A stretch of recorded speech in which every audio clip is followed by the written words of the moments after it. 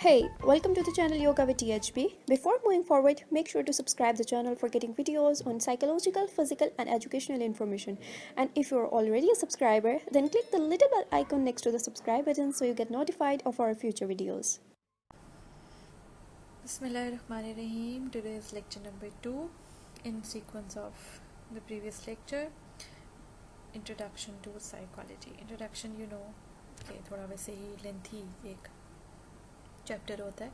So I have already divided this chapter into 3 lectures ताकि हम properly understanding gain कर सकें about positive psychology, its purpose, how it came, why it came, what was the need, what issues positive psychology tap, so on and so forth.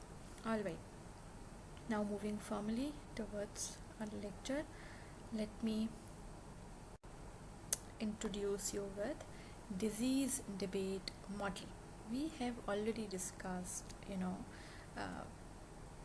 comprehensively in previous lecture कि positive psychology का purpose ये था कि वो shift करे अपना focus towards the positive side. एक disease debate model जो है it's in easier word. Alright, disease debate model का फोकस ये था कि हम किस तरीके से अपना फोकस करें shift from making people from the people who are severely depressed, उनको हम किस तरह से माइल्डली डिप्रेस तक लेके जाने की कोशिश करते हैं. इस फोकस से हम अपने आप को शिफ्ट करें towards making those individuals as a flourished individuals. उनकी जो लैंग्विशिंग है उसको हम किस तरीके से एलिमिनेट कर सकते हैं. ये पर्पस था, ये आइडिया था behind disease debate model.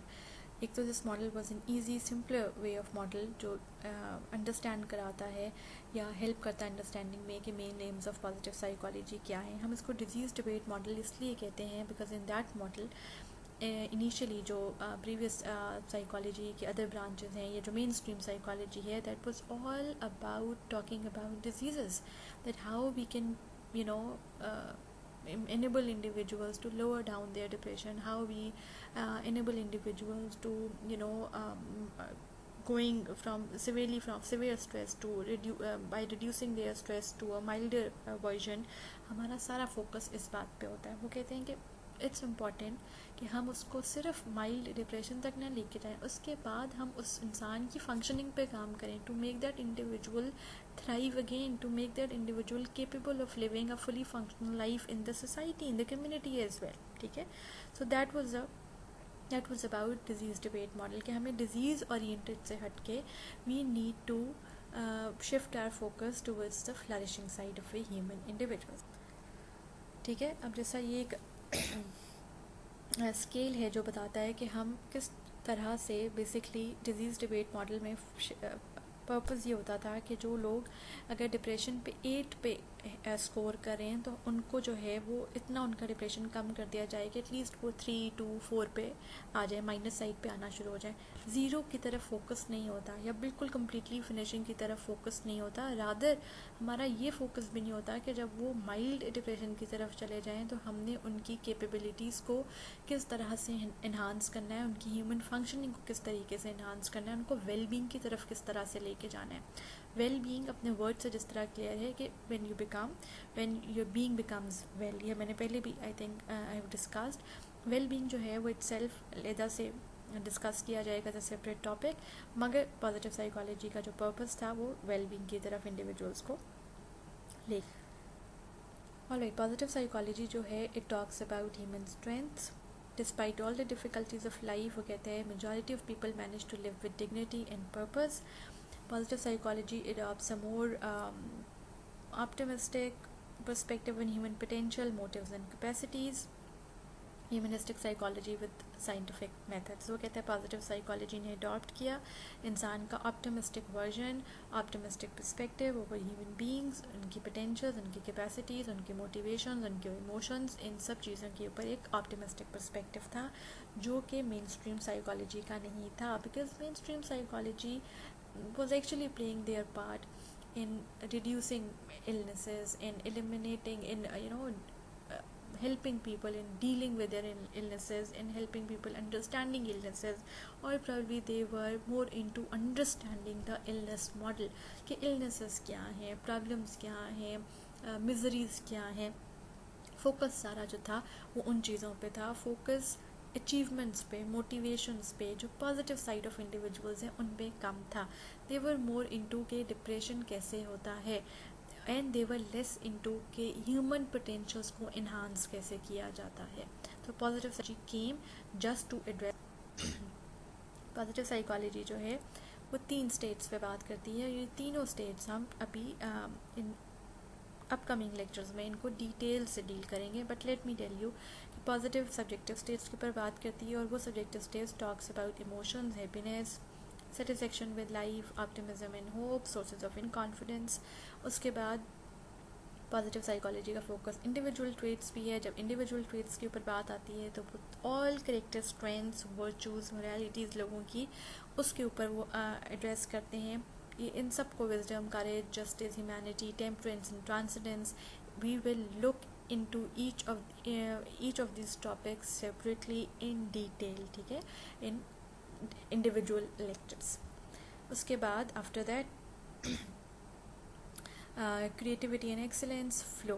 Automatically these are also the positive individual traits जो इंसानों के अंदर होते हैं. How creativity leads to well-being, how creativity enhance, or how the positive side of any human self, how flow, when you are into a state of flow, when you are immersed, completely absorbed in certain activity, how it actually leads towards the well-being of an individual, how it contributes in the human well-being, how it contributes in the psychological well-being. हम ये चीज़ें discuss करेंगे in the upcoming lectures. उसके बाद third है कि हम सिर्फ पॉजिटिव इंडिविजुअल स्टेट्स पे, पॉजिटिव इमोशंस पे, इन चीज़ों पे बात नहीं करें, बल्कि हम इसको कलेक्टिवली एक ब्रॉडर बिगर पर्सपेक्टिव में भी उसने कहा कि हम देखेंगे पॉजिटिव साइकोलॉजी को. That is about positive institutions, के how we can build institutions in a positive way. और इसको भी, ये भी एक it's a separate lecture that we are going to discuss in detail. Alright, ये सारे वो पॉजिटिव इंस्टीट्यूट्स हैं जिनको हम देखेंगे किस किस तरह से we can play our roles in making our institutions positive, and how eventually these institutions builds individuals later on. Alright, कोई भी जो सब्जेक्ट है या कोई भी जो कोर्स है वो विदाउट हिस्ट्री नहीं होता. So there is history as well. एक ब्रीफ हिस्ट्री लेसन था जिसने जो है वो पॉजिटिव साइकोलॉजी को भी जो पॉजिटिव साइकोलॉजी ने लिया हिस्ट्री से, कि प्री वर्ल्ड वॉर 2 जो थी उसमें psychology had better balance, treating mental illnesses थी, नर्चरिंग जीनियस एंड टैलेंट था, studies of normal life and happiness था, इंपॉर्टेंस दी जा रही थी relationships and group, leadership style different थे. बट आफ्टर द वॉर सारा फोकस जो था वो कहते हैं कि वो चला गया ट्रीटमेंट फॉर मेंटल इलनेसेस के ऊपर. इस चीज़ के ऊपर कि जो सोल्जर्स हैं उनकी फटीग, जो कॉम्बैट फटीग है, उसको कैसे एड्रेस किया जाएगा. हॉस्पिटल्स में सिर्फ ट्रीटमेंट के ऊपर बात हो रही थी मेंटल इलनेसेस के, या पोस्ट ट्रॉमेटिक स्ट्रेस डिसऑर्डर से किस तरह से लोगों को निकालना है. सारी जो पैसा था, जो फाइनेंशियल एक कंट्रीब्यूशन थी, वो जाना went towards developing new treatment plans. इस चीज़ पे फोकस हो गया, ठीक है. जबकि pre world war 2 condition different थी. हमने अभी पिछली स्लाइड में देखा कि और बहुत सारे पॉजिटिव एस्पेक्ट्स पे काम हो रहा था. But later on post war condition ये थी कि the whole focus of the society, whole focus of the world was turn towards treatment for mental illnesses. Obviously people were, when the people who were exposed to World War, they had severe post-traumatic stress disorders, they had developed severe issues, mental illnesses, their families, the soldiers, so on and so forth. Extremely bleak picture of post-World War 2. एक तो world war itself का बहुत ज़्यादा impact था ही, मगर उसके बाद जो बहुत अरसे के लिए उसने लेटर ऑन साइकोलॉजिकल इम्पैक्ट लोगों के ऊपर छोड़ा, सोल्जर्स के साथ साथ उनकी फैमिलीज़ पे भी, कम्युनिटीज़ पे भी, other side of the regions में भी लोगों के ऊपर. तो इसलिए साइकोलॉजी ने अपना फोकस्ड और अटेंशन जो था वो कम्प्लीटली जो है, इवन मेडिकल साइंसेस ने भी कम्प्लीटली अपना focus of attention treatment for mental illnesses के ऊपर कर दिया.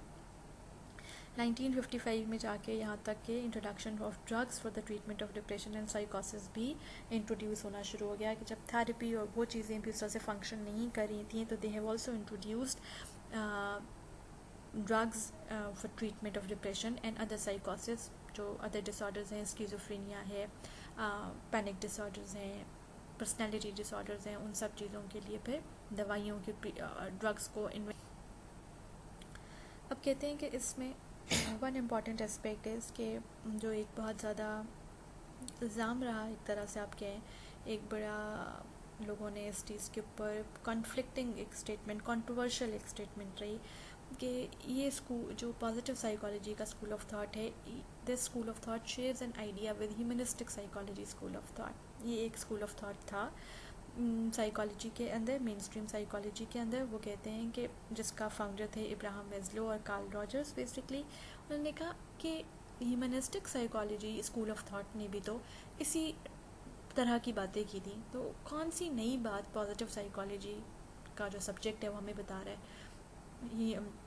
ह्यूमनिस्टिक साइकोलॉजी के अंदर या ह्यूमनिस्टिक स्कूल ऑफ थॉट के अंदर ही हम थोड़ी रिसर्च को ये लोग इन्हांस करते, इंक्रीज़ कर देते, और इसी स्कूल ऑफ थॉट के अंदर हम डिफरेंट चीज़ें और नहीं ले आते। Why was there a need to introduce positive psychology as a separate independent discipline. ठीक है, हम आगे देखेंगे कि वो कौन कौन सी नई चीज़ों के बारे में उसने बात की पॉजिटिव साइकोलॉजी ने।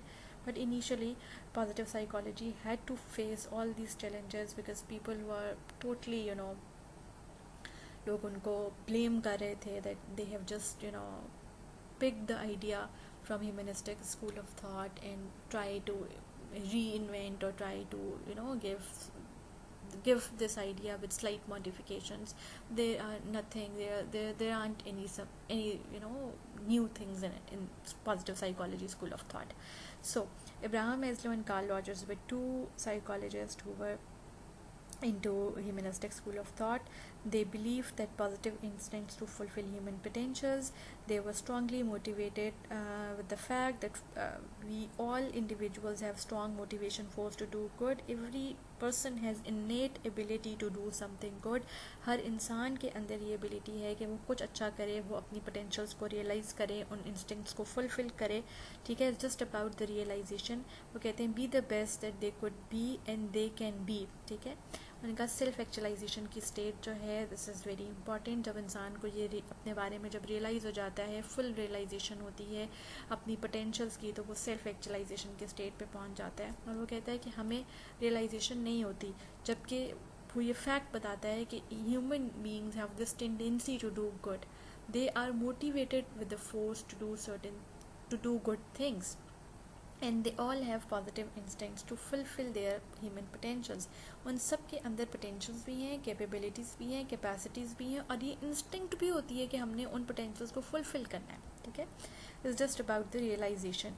इसके बाद कार्ल रॉजर जो था, इसने क्लाइंट सेंटर्ड थेरेपी, जो इसकी ह्यूमनिस्टिक स्कूल ऑफ थॉट के अंदर ही है, एक्सट्रीमली इंपॉर्टेंट, बहुत सिग्निफिकेंट रोल है उस थेरेपी का, because it was all surrounded और सेंटर्ड अराउंड द क्लाइंट। और उसने कहा कि कौन कौन से कुछ रिस्पेक्ट, डिग्निटी, इन चीज़ों के कुछ एलिमेंट्स हैं that are very important for treating clients. सबसे पहले बार इसने ही ये वर्ड इंट्रोड्यूस किया कि हमें पेशेंट नहीं कहना चाहिए। साइकोलॉजिकली जो चैलेंज लोग हैं या जो मेंटल इलनेस से गुजर हैं, we should call them as a client just in order to give them respect, just in order to treat them with dignity. हमें उनको एज ए क्लाइंट जो है वो कंसिडर करना चाहिए, बिकॉज मेंटल पेशेंट जो है वो एक टैबू भी था। people who approached psychologist even at that time, उनको इस टैबू से गुजरना पड़ता था कि जी they are mentally ill people, they are not okay, they do not have thinking brains or something। चाहे वो एक नॉर्मल से इशू के लिए भी अपने कांटेक्ट करें हो काउंसलर्स को या साइकोलॉजिस्ट को। therefore he decided that we will call our clients as a clients, we will not call them। Maslow ने रिजेक्ट किया फ्रॉइड के आइडिया। उसको लगता था कि जो साइको एनालिसिस है वो सिर्फ फोकस है अबाउट व्हाट वेंट रॉन्ग, वो सिर्फ कॉन्फ्लिक्ट्स के ऊपर काम करता है, क्लिनिकली इल पेशेंट के ऊपर काम करता है।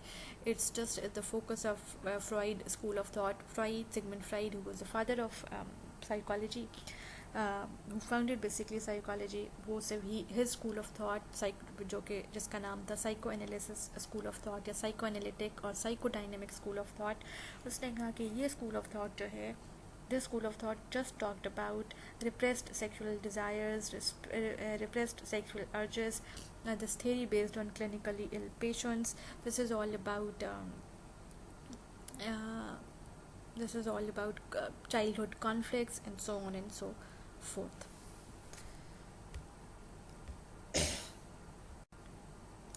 Alright, उसने कहा कि why live in a social group. Fried का आइडिया ये था कि सोशल ग्रुप कंट्रोल करते हैं इनेट aggression.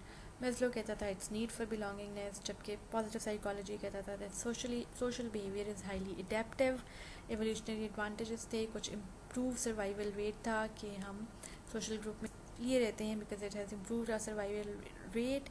It is impossible to live as a loner, as in isolated form, in an individual form. It is highly impossible. So therefore, living in a group has its own significance. Humanistic psychology positive side को देखती थी, ठीक है.